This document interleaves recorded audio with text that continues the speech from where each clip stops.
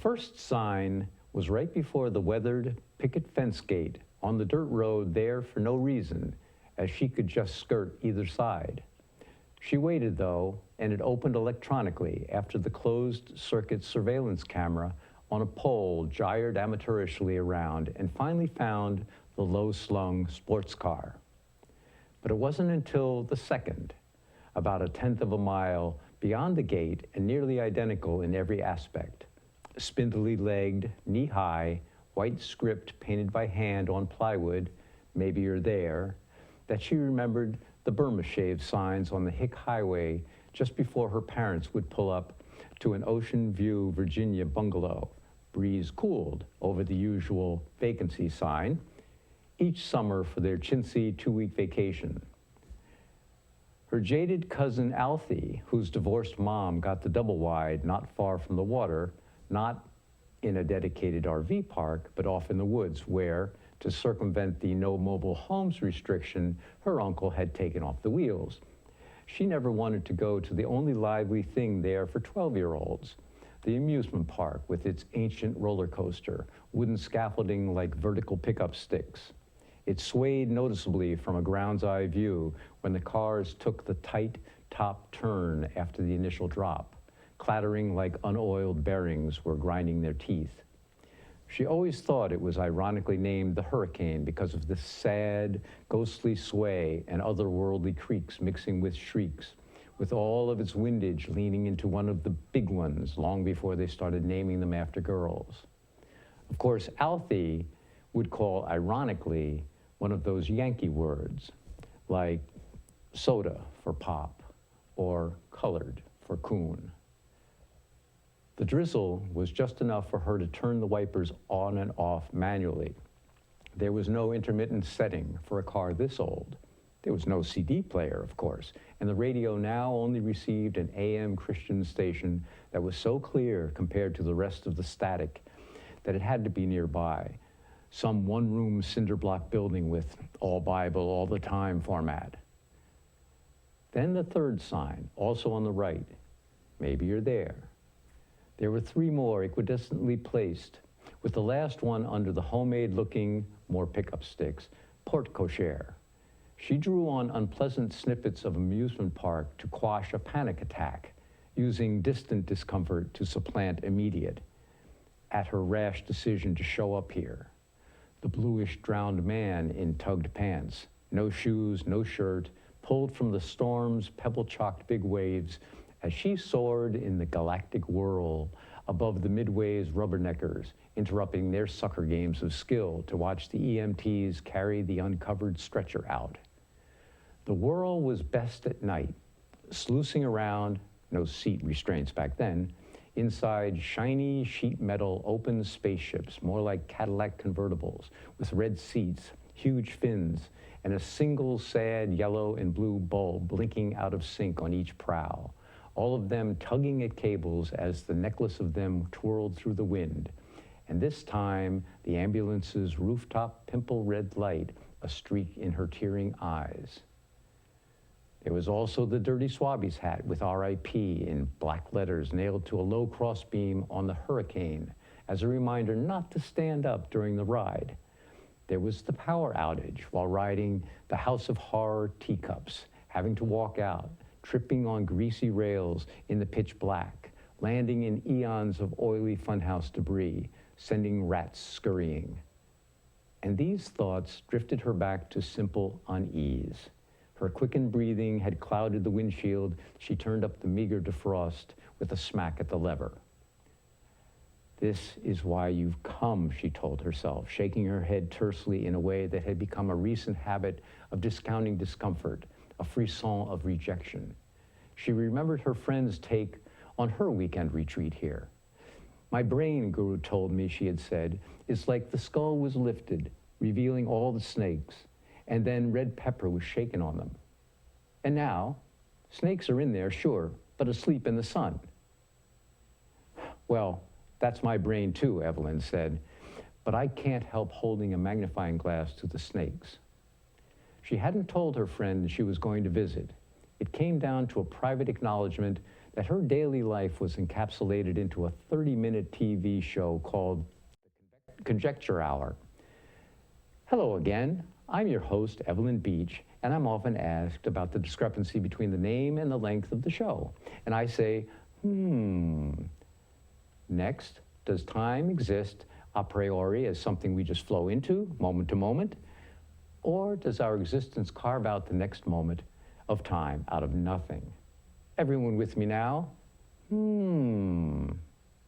Next, does rhyme with om? I wonder. Perfect.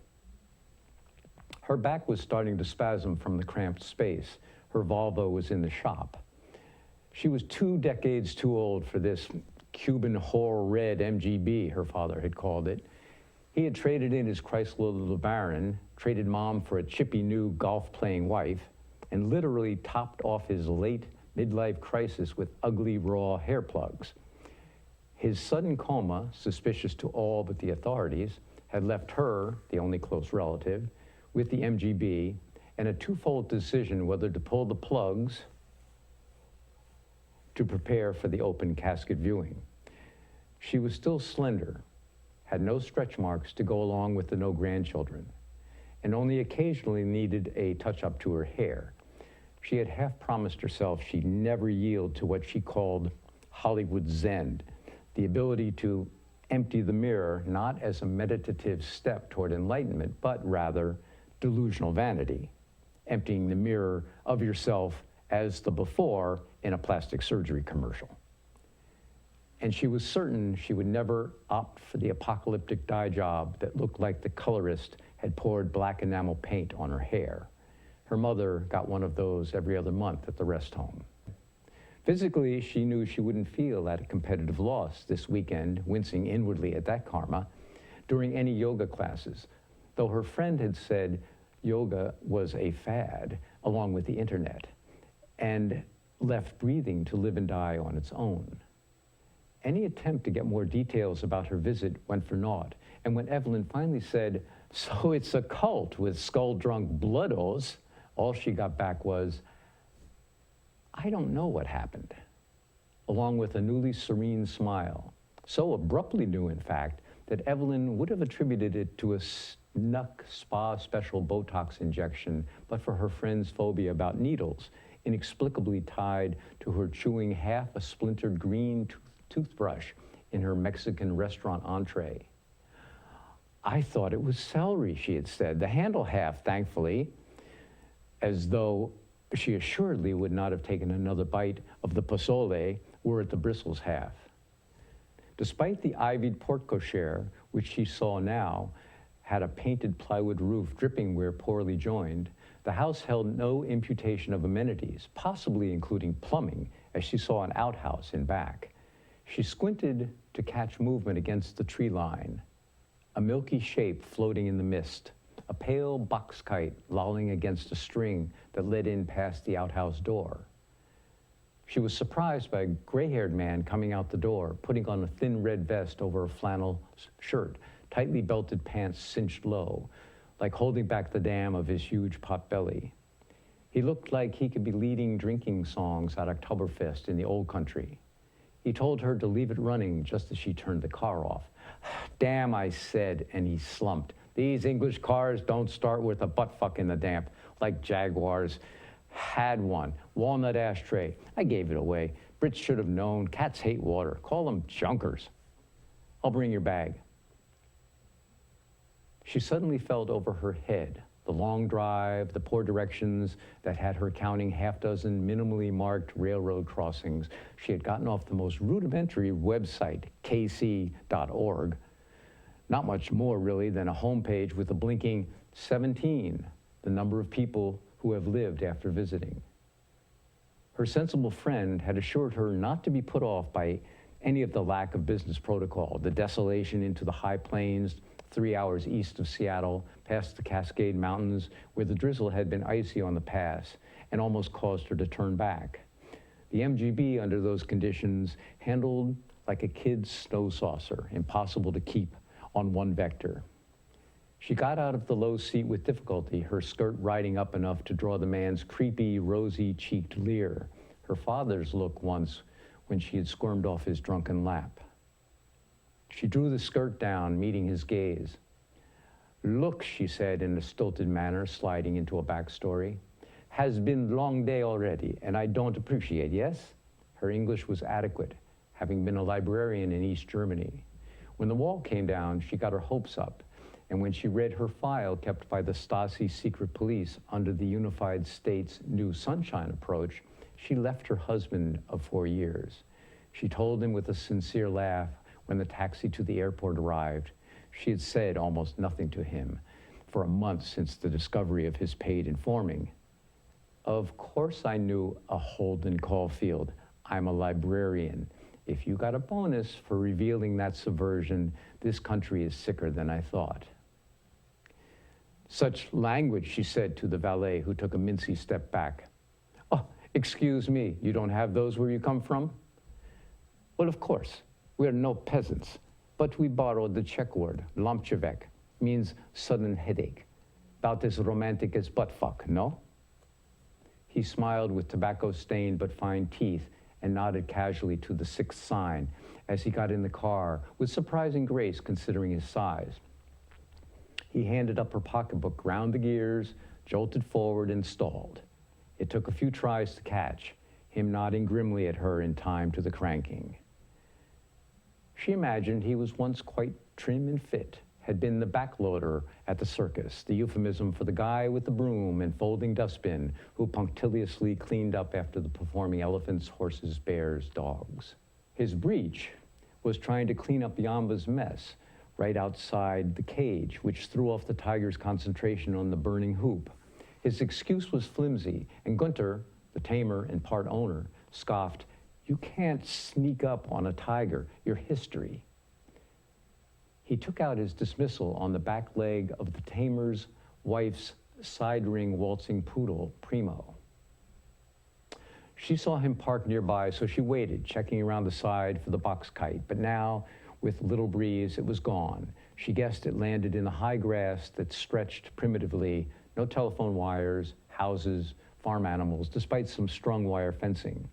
She knew for the last hour she had had no cell phone coverage, but she checked again, pushing her writer's notebook aside in her purse. She was a script doctor, with, as she liked to add, a specialty in backstory surgery. She was able to work as a freelancer with occasional flights to LA, but mainly over the phone and extemporaneously, if need be, for a director thinking of adding a character or twist on the fly. She could whip off 3-4 mini bios based on the barest details. Harold Ramis, for instance, had called. "Evelyn, he's got to be stocky, since he's going to get stuck and die breaking into a mob restaurant through the grease duct on the roof. Why was he there? Play with the greaser angle." It unnerved her that she was unable to pigeonhole a fourth dimension for the kite. There had been otter vignettes to reverse time for. Peter Farrelly had called. "I need this by this afternoon. Particulars about Gina reversing a sex change operation she just got last week that turned her into Gino because now she wants to be the #1 girl again in her old gig, a Saudi prince's harem. Work the getting her slot back angle." Quentin Tarantino had called. "Evelyn, babe, needed post-haste. Why would the priest's double cross have to happen during the funeral of the wrong twin? Work the double, the cross, and a beginner thereminist trying to play Amazing Grace angles." TV gave her additional work explaining an egregious incongruity, jumping the shark in the industry, that was used to bolster sagging ratings. She was paid well, but most of her ideas were ultimately tossed as costly or time-consuming or unnecessary when the director, or more likely the producer, remembered H.L. Mencken's "No one ever went broke underestimating the intelligence of the American people." The valet returned with her overnight bag and offered a meaty hand. "Gitlin." "Yitkra," she said, slight roll to her K for some reason. "No," he said, "you're still number 18 pending. Let's get you settled." And he held the door for her, then put the bag down in the foyer, rubbing his hands all host Now, she already wasn't sure she would spend the night. Firstly, there had been no payment extracted or confirmation of anything. There was no reception desk, no sense of this being a business. A regal black standard poodle walked down the stairs and confronted her as the thick smell and taste of ash in the air caught up to her. She coughed and sneezed in a fit so severe she realized she had been parsing her breath for minutes from anxiety. Only the truth, Gitlin said sharply. Once you step through that door, only the truth. You can't be allergic to a poodle, almost no dander. So you have scissors where you come from? She nodded, quashing her cough. So fucking cut it out. It's the ash, she said. We have fireplaces in every room. That's the heat. We try to keep everyone from shivering. He raised his hand quickly and grunted, and the poodle instantly dropped its regal stance and slunk away, looking over its shoulder. See, he said, no shiver. The ash was lighter as she ascended the stairs, and she was able to blink away some irritation. His bulk swayed oddly as he carried her light bag, and she now noticed his gimpy leg. Gunter's goons had gotten payback at the circus for the dog. He waved to the bathroom off the landing, then remembering, turned back to it. Oh, of course, women want to see how their ablutions will go. Why have you, how you say, night soil outhouse? When you have this, she said, pointing to the toilet with her shoe. Oh, come, Miss Yitka, we're not peasants. There are even rare books downstairs that haven't had their pages cut. He pulled out a switchblade, and the blade snapped open just as it cleared his pocket. He sawed the air carefully, as if splitting pages. Crime, and with a fillip at the top of the page, and punishment. Of course, once you use the knife, la peu plus pauvre, she is no longer a virgin. He folded it back into his pocket. No, she thought, he was in the circus, but an aerialist, and had started an affair with their catcher's wife, all part of the intrepid trapeze trio. Alone, fooling around in practice when the catcher was elsewhere, she'd slip the crotch of her leopard leotard aside, while swinging from her knees as Gitlin, standing on the bar, pumped and filled the tent with drinking songs from the old country. She could be as flirty as she wanted. No one could see from below. One night, Gitlin's twisty fall, caused when one arm is let go before the other, had landed him in a wheelchair. Their act dissolved. She accused her husband of dropping him purposefully, and Gitlin tried knife throwing to stay with the big top and keep close to the wife. But not being able to use his leg and shoulder muscles meant he had to stand propped close to her as she spun slowly spread-eagled in that leotard while strapped on the wheel target. It's ludicrous, Gunter said after a few nights' performance. You might as well stick the knives in instead of throw. People should not titter at a circus. Your history. She had expected the bathroom to have the same dilapidated character as the living room, with its water-stained ceiling, light bulb-less chandelier. There must be a generator, since the ochre-tasseled figurine table lamps were on. And her glimpse of the kitchen had been sufficient. Chipped porcelain sink, turquoise cabinets against salmon walls, colors from the 50s. The dog was standing at the sink, lapping at the faucet drip. She thought his penis should be out for the tableau, and she knew she wasn't spending the night. There was a jury-rigged shower curtain in the bathroom around the tub, suspended from the ceiling. The medicine chest was empty and clean, and a spotless glass sat on a doily next to the cold water faucet. The wallpaper was a pink and blue confetti of tiny poodles, faded like faded jelly beans, with red blips of tongue as they ran in 1,000 directions. They chiened on the park, in tiny black script threaded throughout, like sticks they were chasing. Notwithstanding the disconnect due to the lack of benches, flowers, grass, trees, it was the first bit of whimsy this house had offered. It buoyed her enough that the bolt on the outside of the hall door Gitlin led her to didn't really register. He set down her bag. I have you in here. He slid the bolt quietly, and as the door opened, she saw dozens of poodles, from puppies on up, on the bare, feces-laden floor come running. In the corner, Leaning against the window in the near-empty room, illuminated only by the outside grayness, was an elderly couple who turned their age-mottled faces up from the bowls in front of them to the closing door. Nonplussed, Gitlin tisked and mumbled, our computer. So, and he moved to the next door with a forced smile, kicking her bag along. Before he could even slide that bolt, she said, "Excuse me, but I'd like my keys," forgetting Yitka's accent. Feeling faint, she leaned to pick up her bag. It was all the movement her knees could handle. Reflexively, she thought, feeling her face flush as she leaned against a wall. My God, Mr. Spielberg, well, of course, they are his loving parents, and they are all reunited after years that he had run away with the circus, and he has dedicated his whole life since to ensuring their agoraphobia doesn't incapacitate them. Gitlin looked at her with genuine confusion. Your keys? You'll never make progress if you can't face the truth. Then he was all bluster again, as though he wasn't going to acknowledge how much she had let him down. Well, it's your flesh and blood, he said, searching his pockets for his keys, for her keys. I must have left them downstairs. He pulled out a linty dog biscuit, brushed it on his pants, slid open the first bolt, and flipped it through the door's crack. And the dogs, a hazy Mr. Spielberg asked her again.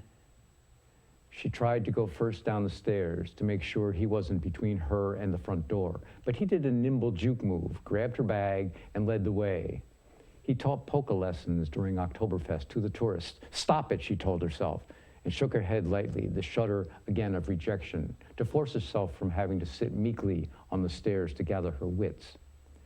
The keys were on a side table, and she plucked them from his hand before he turned to her. She watched him over her shoulder as she pushed the heavy door open and stopped short in the gloaming of tripping over a white box kite on the porch. A startled, slight man, as old as the couple upstairs, partially turned with stiffness to the sound. He was rolling the string which looped into the tall grass toward the outhouse onto a stick. His arm moved slowly. She imagined it might take half an hour to reel it in. He faced away, and she saw his wrinkled neck under a tattered ball cap gathered heavily in the back due to its cinch on his poodle-narrow head. It was raining harder, but that's not what held her. When he turned in curiosity more fully to her, he grimaced from the effort before smiling unselfconsciously despite random teeth missing. He pushed his glasses back up his nose, displaced from looking at his work. Like his denim shirt and corduroy trousers, they were too big for him, framing his frailty. You flew this, she said, from the outhouse? Of course. His voice was higher pitched than expected and was subsumed in the rain, no breath behind it. The door was still open and the floor behind her creaked, as though Gitlin shifted his weight. She heard the poodle's nails approach, then walk away. She imagined a hand raised not in anger, but to avoid an interruption. Why fly it from in there? He stopped spooling. We're not going to get anywhere if you're from Seattle and don't know how to keep dry, he said. He slowly stood, an origami crane on a shelf, loosing its binding creases to the sun's warmth, a wing, a leg, the neck. He wasn't much over 4 feet tall, his shins like white tubing above the socks. He steadied himself on the railing. Low blood pressure, he said. Dizzy when I get up too fast. He offered his hand. KC. His hand was frightfully cold, but the lukewarm rain, wet string, couldn't have done that. I know, he said. Raynaud's, old geezer's thing, feet too. For the second time, now not anonymously, she tried to add a fourth dimension to the man and kite. Nothing came. There was a void. She looked to her car. It better start in this damp. Come inside, he said. I am not going back in there. She saw no one in the doorway. He sighed.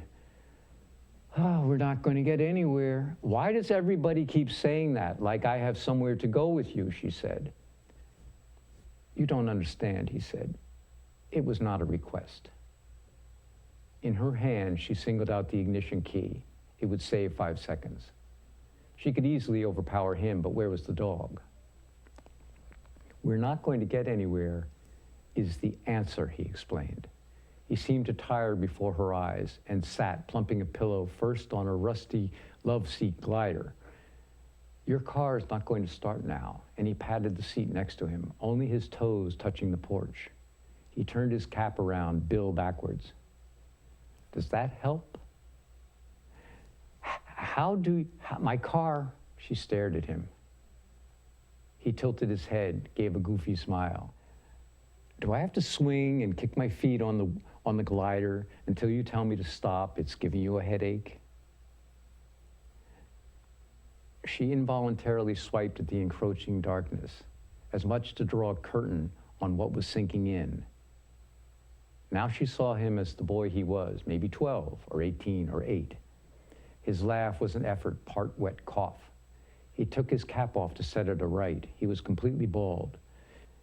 He seemed like an elf that had served most of a life sentence in a damp cell. Don't call me an elf, he said. It reminds me of Christmas.